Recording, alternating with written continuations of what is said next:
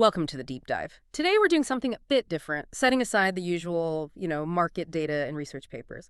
We're going analog, really digging into just one single ancient source. It's a prayer attributed to Moses, known as Psalm 90. Hmm.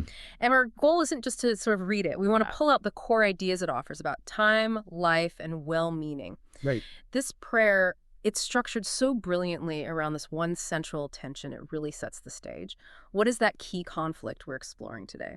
Well, the conflict is it's massive. It's meant to be a bit jarring, actually. It pits God's absolute unchanging eternity against the extreme shortness, the frailty of human life. It's wisdom literature designed to force a perspective shift. A perspective shift. Okay. Yeah, and the immediate goal for us and for you listening is really getting a handle on that huge difference. It's step one for strengthening our trust, our reliance on something lasting. When you really internalize that scale, the temporary versus the everlasting, it kind of invites reverence, maybe focus. It shifts how we think about relying on ourselves. Okay, let's start with the eternal side of that. How does this source describe God's nature? How does it build up that massive scale? Well, the language straight away puts God totally separate from anything physical or time-bound. It starts by calling God our dwelling place in all generations. Dwelling place. Not just someone we found, but like a permanent home throughout history. Exactly, a foundation. And then it talks about time in a way that just shatters our human concepts. God exists from everlasting to everlasting. That's, before the mountains were even formed, before the earth, its existence completely outside creation itself. Right, outside of it all. And it tries to give us a sense of that limitlessness. It says 1,000 years in God's view are like yesterday when it is past. Just like yesterday. Or even less, right? A watch in the night. Yeah, exactly. That watch in the night comparison is maybe even more potent. Because yesterday has memory, but a watch in the night, that's just a few hours. You might sleep right through it. It's a flicker. Our whole concept of measuring time becomes almost irrelevant to this eternal reality. Okay, so hold that vastness in mind. Now let's flip to the other side. The human experience. How's that described? Oh, it's described with profound frailty, transience. The text says God turns humanity back to dust, just saying, "Return, children of man." It's like we're temporary visitors. Give it a very short lease. And the analogies it uses for how brief life is, they're so vivid. Fast, like being carried away as with a flood. Or as a sleep. Yeah. There's no stability, no anchor, just swift removal. Yeah. And maybe the most striking one is the grass. Life is like grass that flourisheth in the morning, all green and vibrant. But then, come evening, it is cut down and withereth. Gone. Just like that. It's the speed of it, isn't it? From thriving to totally brittle and dry in like a single day. It's abrupt, a sudden, almost brutal reminder of how quickly our physical time ends. Okay, so that's the core contrast setup. Yeah. The eternity versus this incredibly brief existence. Right. But here's where it gets really interesting. The text doesn't just say life is short because, well, that's biology. It connects our frailty, our limited time, to something heavier. Okay, so it's not just observation, it's pointing to a cause. What's the connection it makes? It links the shortness of life and the trouble we experience directly to God's judgment of sin. It says, "We are consumed by thine anger." Consumed by anger. Wow. And by thy wrath are we troubled. So the difficult idea here is that our experience of time, its limits, are tied to humanity's falling short, not just our physical nature. That's intense, and it talks about exposure too, right? Even secret sins are set in the light of thy countenance. No hiding. No hiding. Our days passed away in thy wrath. And listen to this metaphor.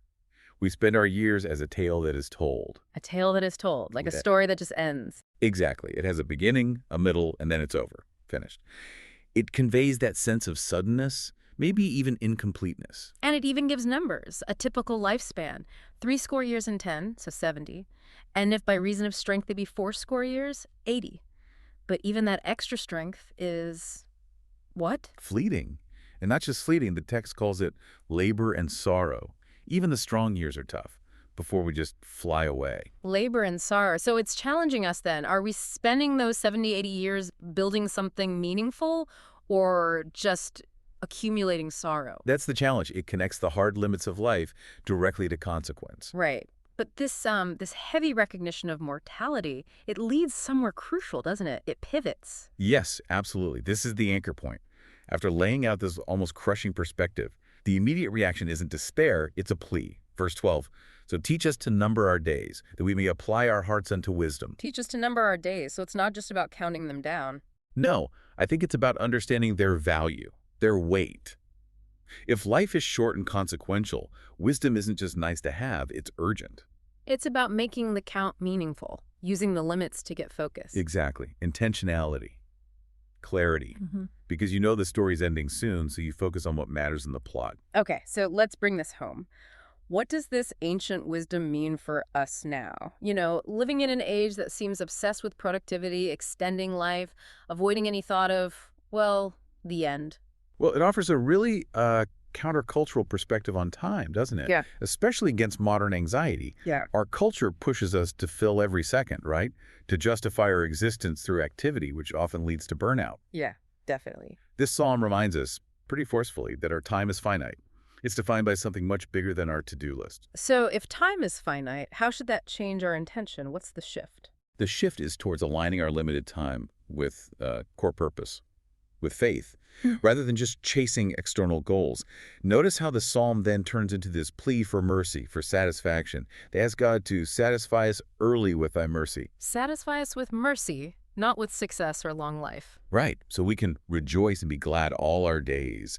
True, deep gladness, according to this prayer, it comes from knowing God's steadfast love, his mercy, not from, hitting career targets or living to 100. That makes sense. That kind of stability rooted in something eternal feels like the antidote to a lot of modern anxiety. It is. It provides resilience. They even ask to be made glad according to the days wherein thou hast afflicted us, which means the joy has to be deeper than the suffering. It has to be anchored in something that, unlike grass, doesn't wither.